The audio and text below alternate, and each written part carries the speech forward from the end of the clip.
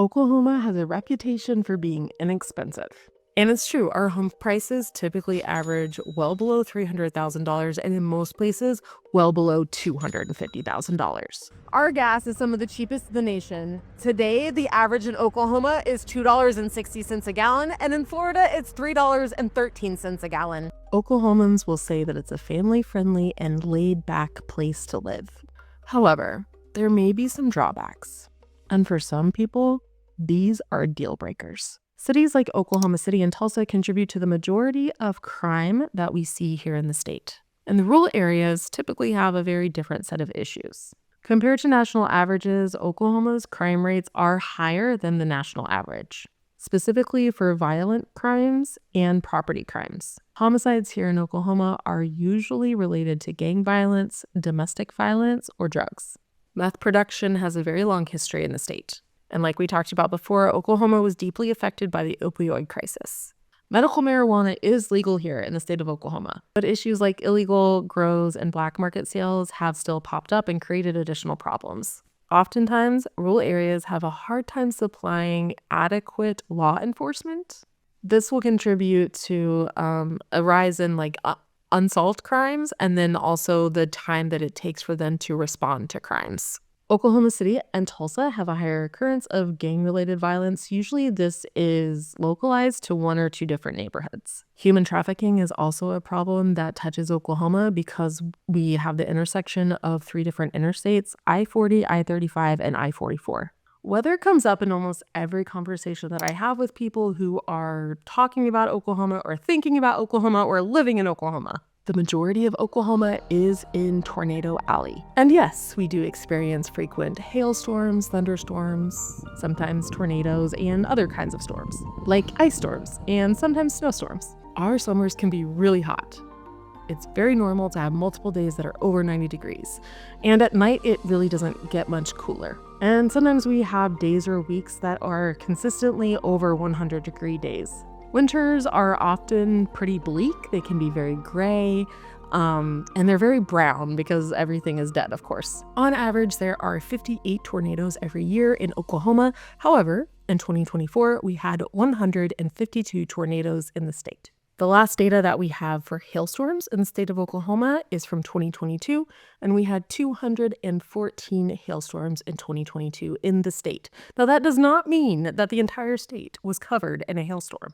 Ice storms not only shut down roads, but they shut down several aspects of society because we really don't have the equipment or the manpower to fix the roads or make sure that the roads don't ice over. So everyone kind of stays home when those happen. And ice storms are known to knock out power for thousands of people, sometimes for more than a few days at a time.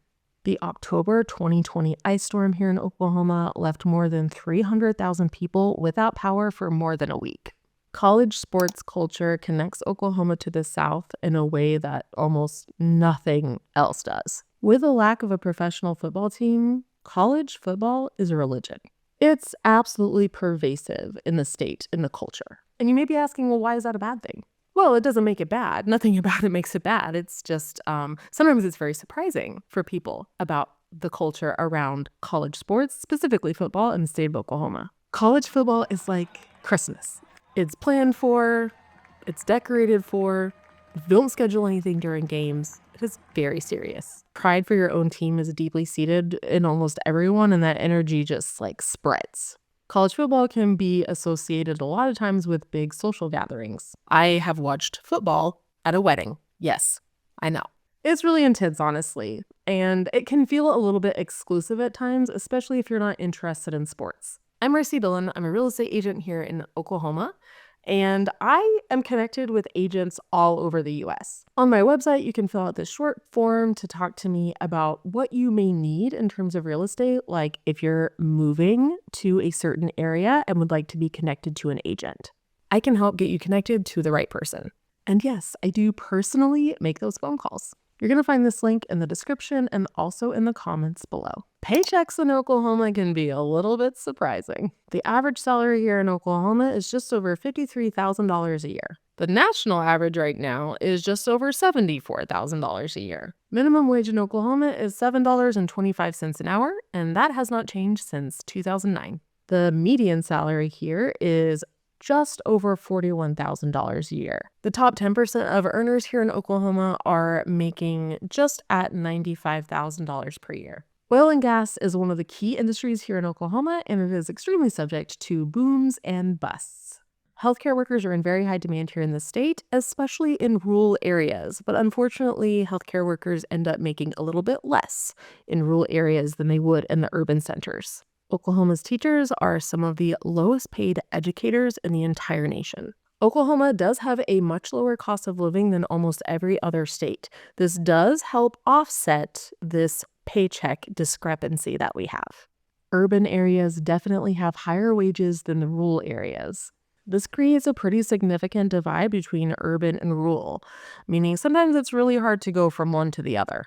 In the past decade, there has been a significant push to diversify the economy here in Oklahoma. They've been really focused on bringing in different sectors like tech, renewable energy, and manufacturing. If none of those previous items are going to affect your day-to-day life, you might be surprised that this next one will. Allergies are absolutely horrendous here in Oklahoma. There are extremely high pollen counts from grasses, weeds, trees, literally everything. I myself am allergic to nearly everything that grows here in Oklahoma. Though I feel like I'm at the point that I hardly notice it because I've lived here for more than 35 years. This one, the particular weed called ragweed, is the main thing that I'm allergic to, and its season where it pollinates is in the fall. So my allergy season is from August until the first frost. The symptoms from these allergies are really going to depend on the wind and how much it's blowing. Sometimes in the spring, the wind will blow for days and days and days at 15 to 20 miles per hour. I live in the city, so it's really not as bad as whenever I lived out in the country growing up. I could barely go outside without my eyes watering and just sneezing constantly. Politics and policy here in Oklahoma is extremely conservative. Oklahoma is known as being one of the most conservative states in the whole country. Oklahoma has been much slower to adopt protections for LGBTQ plus communities. The state also enforces some of the strictest laws on abortion. Policies for education also tend to lean on the very conservative side. And for instance, right now, and you may have heard about it, they're talking about how to teach the Bible in public schools.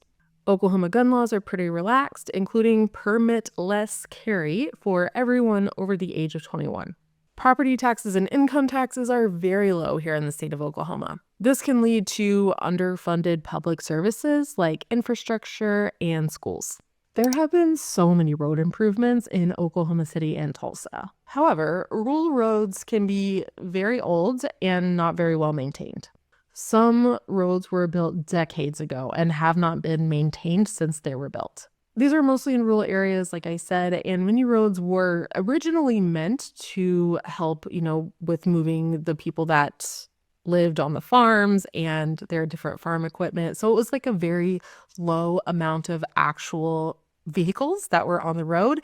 And now that these farms are typically getting split up and different houses being built on them, they need to handle a lot more cars, and they just can't. A lot of these roads in these rural areas are still dirt or gravel. These kinds of roads tend to get washed out very easily. Rural areas have a much smaller tax base than urban areas, so they don't have the funding available to fix these roads in many instances. Extreme temperatures are also very damaging for these roads. Whenever it freezes, it can crack the roads, and then the water washes the dirt and the gravel away, and sometimes they're impassable.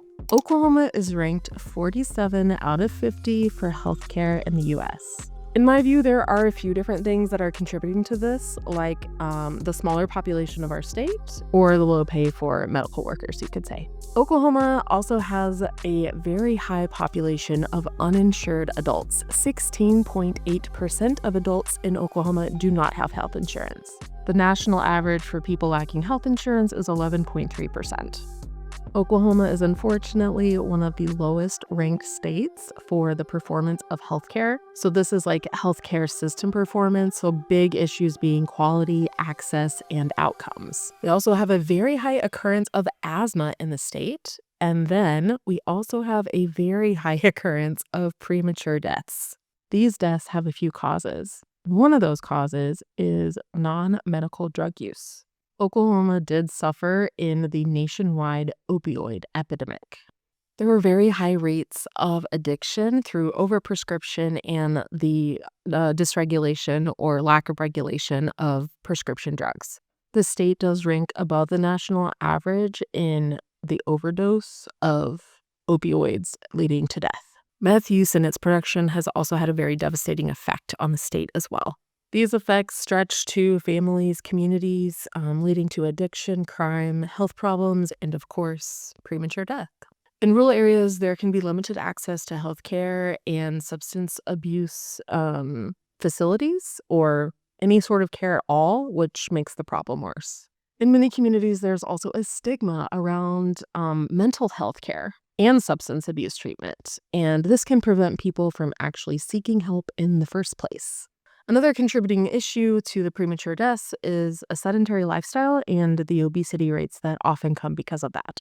Some Oklahomans have extremely limited access to healthy, fresh foods. We call these food deserts.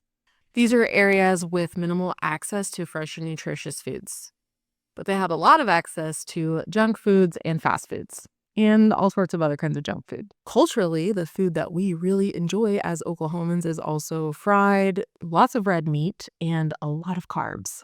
It can also be extremely difficult to get your steps in here, depending on what your job is. Our society is definitely made for driving. Unfortunately, life expectancy in Oklahoma is far below the national average. The average life expectancy for males in Oklahoma is 73.7 years, and for females, it's 78.5. Population decline has become a visible issue, especially in rural areas. Many small town residents will leave the small town to go to a bigger city like Oklahoma City, Tulsa, Dallas, etc. for more opportunity, better jobs, different things. Towns can often be left with an aging population. When there's an aging population and maybe schools are shut down, then new families don't usually want to move there. Another thing this leads to is hospital closure, and then ultimately business closure. Many of these small towns are farming communities, and farmers have had a pretty hard time making a profit in the last couple of decades. The outlook for these small towns can be extremely limited when it comes to education, family, and job opportunities. Small businesses can really suffer, especially in small towns, but even in the larger cities. It's hard to find a spot that's affordable, that you can afford to pay your employees and your rent. Oftentimes, the small town businesses will take a back seat to the urban areas in terms of different programs like federal funding. There are programs for rural investment, but they are limited and very competitive. Due to Oklahoma's proximity to Arkansas, we also have a lot of Walmarts. This can make it very difficult for small businesses in these towns where these Walmarts come in. These small businesses have to compete on price with Walmart. Amazon also brings competition into these small communities. Tulsa and Oklahoma City both see rising costs as well, which leads to higher rents, higher prices for goods that small businesses might be selling, higher costs for wages for their employees. These all contribute to the closure of small businesses. Thanks so much for watching this video. I really think you should watch this one next, and I will see you next time.